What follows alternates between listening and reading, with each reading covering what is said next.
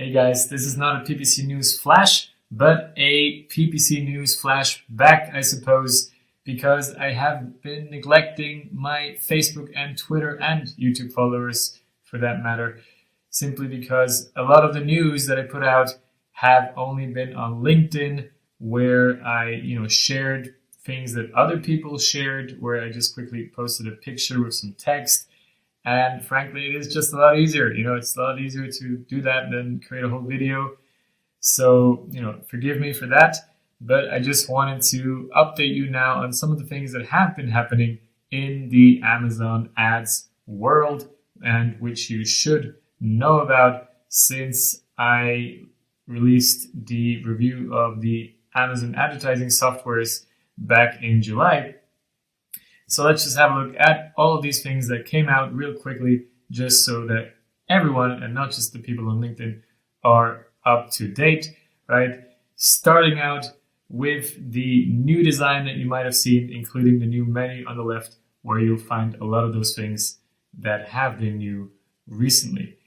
Then we have, in Europe especially useful, the keyword translations. And personally, I can tell you from my experience translating things from English to German, where of course I was able to check how good the translations are. Well, I can tell you they're actually pretty good. So, go ahead and use this feature. If you have the keywords in English, go ahead and create those campaigns in French or Spanish or whatever. And I think you can actually trust those translations pretty well. So, go ahead and do that. Really good to start out in the other marketplaces as well. Then we have a bigger one, which is buyer retargeting. So we already had retargeting of visitors, but now we also have retargeting of people that purchased our products in the last 7, 14, or 30 days. This is a thing that I would definitely recommend, go ahead and use it right away on especially consumable products, of course. But as well, on other products with very low bids, why not? That's what I would have said if I had not found out 6 hours ago in the morning when I was scrolling through on LinkedIn that the API already allows you to have a look back window of up to 1 year. So maybe you just want to hold out a little bit longer, let's say the next week or so. This might just be available in the ads console as well. So, then it makes a lot more sense to create those repurchase retargeting campaigns for, everyday products, not just consumable products. If you have a much longer look back window of 1 year, then it makes a lot more sense for most products. So, hold out a little bit longer until those look back windows are available in the ads console, and then definitely make use of this new ad type. Cool.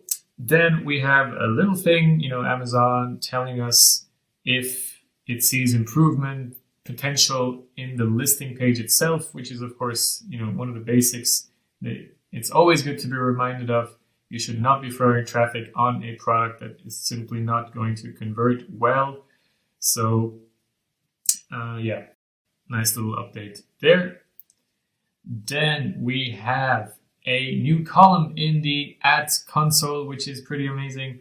A new KPI, basically the top of search impression share, now not only available in the reports to download, but directly in the ads console for your campaigns visible. So this is really a big one in my opinion, especially for those campaigns where the goal is to be very present, perhaps for your ranking campaigns or for your brand protection campaigns. This is really one of the first columns now I look at, right? Especially brand protection. I want that to be basically 100% all the time.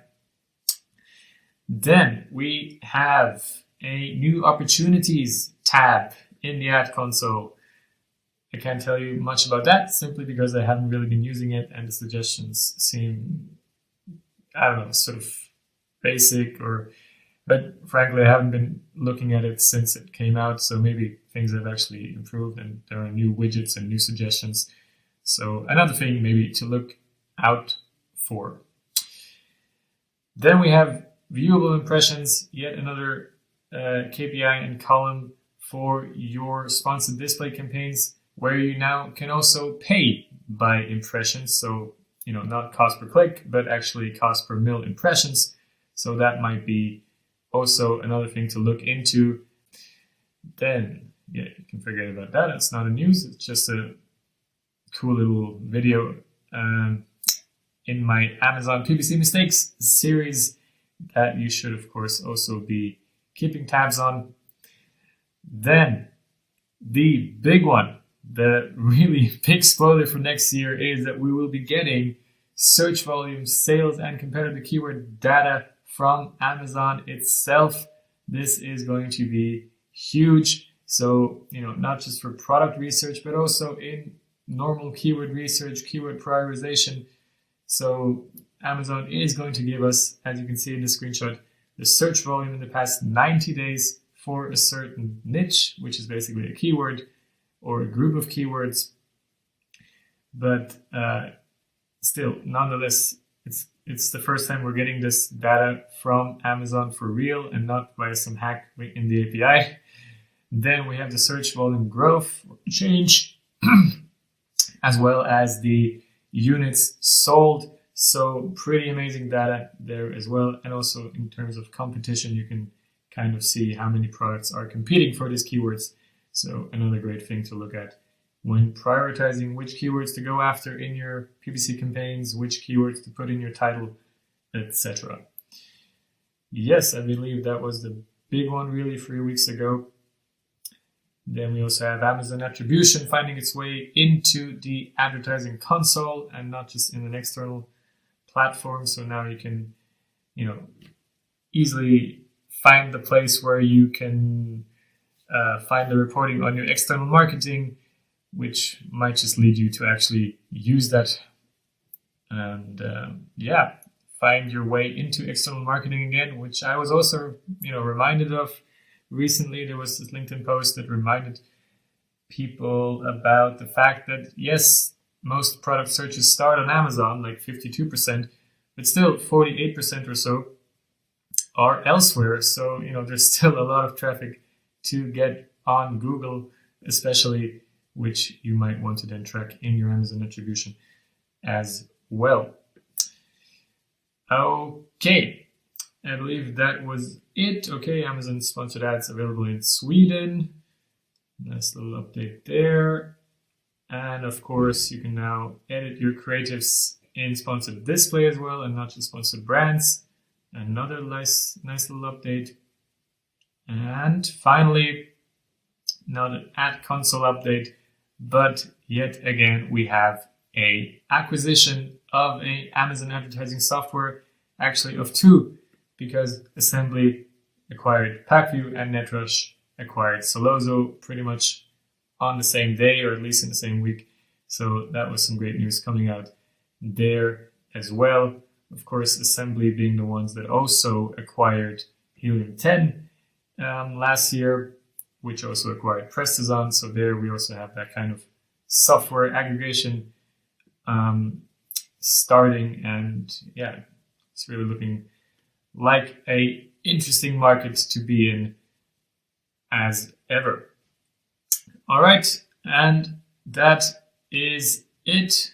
Right, just another blog to check out. Definitely, I'll leave you that link as well in the comments, where I kind of talk about some of the arguments for and some of the arguments against using ads automation software. So yeah, that's not really news, but it is the last post on this page that I would definitely recommend you to follow if you're on LinkedIn. And if not, I try to be better again on Facebook and Twitter, and at least, also post the most important things over there as well in terms of news. So again, forgive me for that, but there you go. That's your little update from the past 2-3 months of Amazon ads news. And with that, have a great rest of the week, and I'll see you around. Bye-bye.